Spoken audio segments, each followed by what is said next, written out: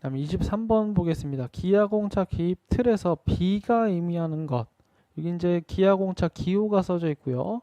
공차역이라고 해서 공차가 들어가는 치수, 다음 B, 여기는 데이텀이 들어가죠. 데이텀 1번이 정답이겠고요.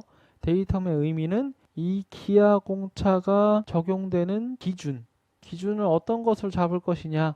그래서 깃발 모양으로 이렇게 기준을 잡게 되죠. 뭐 여기가 기준이라고 하면 이렇게 해서 B, 뭐 이렇게 A, B 이렇게 나타내죠. 그래서 데이텀을 나타냅니다. 정답은 1번이 되겠습니다. 24번 보겠습니다. 스퍼기어를 그리는 방법에 대한 설명으로 옳은 것은 1번 입봉우리원, 이끝원은 가는 실선으로 그린다. 이끝원은 굵은 실선으로 그리죠.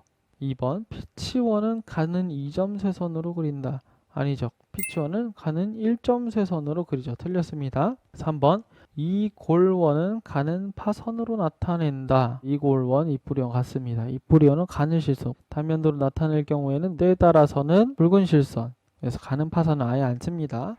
4번 축의 직각인 방향에서 본 단면도일 경우는 이 골원의 선을 굵은 실선으로 그린다. 이거 맞죠? 기어를 단면도로 그린다 그러면 이렇게 단면도로 그리는 그림을 이야기하는 것이죠. 이렇게 단면도가 그려져 있는 그림. 그래서 여기가 이 끝이 될 거고 여기가 이 뿌리가 될 텐데, 단면도로 그리는 경우에는 여기 이 뿌리선, 이 골원선이죠. 이 부분도 굵은 실선으로 그려줍니다.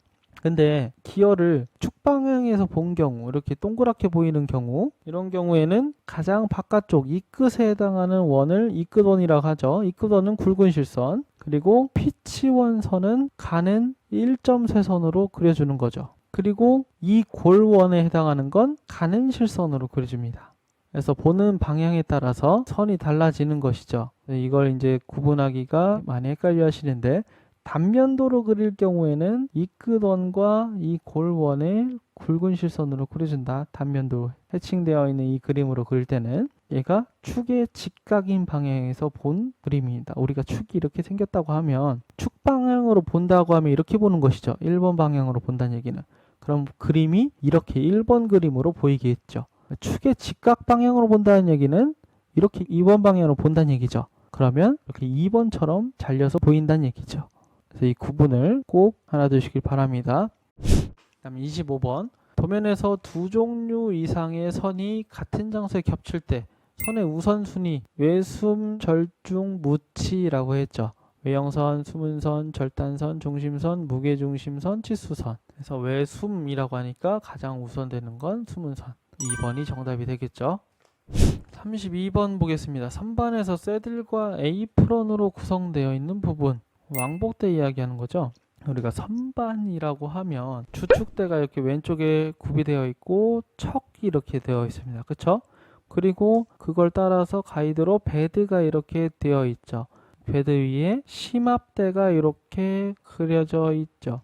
오른쪽에 심압대가 보통 있고요. 그리고 이걸 왕복하는 왕복대가 이렇게 있습니다. 근데 왕복대는 자세히 보면 위에 공구대가 이렇게 끼워져 있는 부분이 있고요. 중간에 조작판이 이렇게 되어 있는 부분이 있죠. 그래서 공구대가 위 있는 이 부분을 쉐들이라고 하고, 조작판들, 조작 레버가 붙어 있는 부분을 에이프런이라고 합니다. 그래서 에이프런에는 뭐 자동이송 장치, 나사 절삭 장치 이런 것들이 있고, 새들에는 베드하고 미끄럼 접촉해서 왔다 갔다 하는 그런 역할을 하죠. 새들 위에 이제 복식 공구대가 있는 것이죠. 그래서 그 구분을 꼭 명확하게 알아두시길 바랍니다. 다음 35번. 점성이 큰 재질을 작은 경사각으로 절삭할 때, 또는 절삭 깊이가 클 때 생기기 쉬운 칩의 형태. 그림이 안 나와 있네요. 점성이 크다는 얘기는 절삭 공구에 칩이 달라붙는 성질이 있는 것이죠.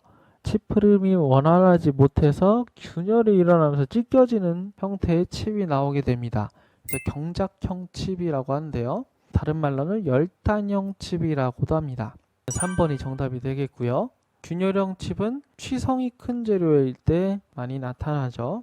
38번. 방전 가공에 대한 일반적인 특징으로 틀린 것은, 방전 가공이라고 하면 가공물, 공작물의 플러스극, 양극, 공구에다가 음극, 마이너스 극을 연결시켜서 이 전기적인 통전을 시키는 거죠. 공작물에다가는 플러스 극을 하고 이렇게 생긴 공구에다가는 마이너스 극을 해서 전기를 통전시키는 거죠. 그러면 여기 이제 아크가 발생하게 돼서 방전 현상을 이용해서 용융 증발시키는 겁니다. 여기를 녹여서 증발시켜 없애는 거예요.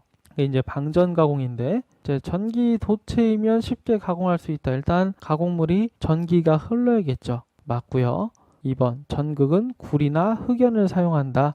그래서 전극은 구리나 흑연을 사용합니다. 맞습니다. 3번 방전 가공 시 양극보다 음극의 소모가 크다라고 했는데 양극을 공작물에 걸고 음극을 공구에 건다 그랬어요. 그런데 3번처럼 하면 음극의 소모가 크면 공구가 다 없어진다는 얘기잖아요. 틀렸죠. 플러스 극의 소모가 더 큽니다. 그렇죠? 반대예요.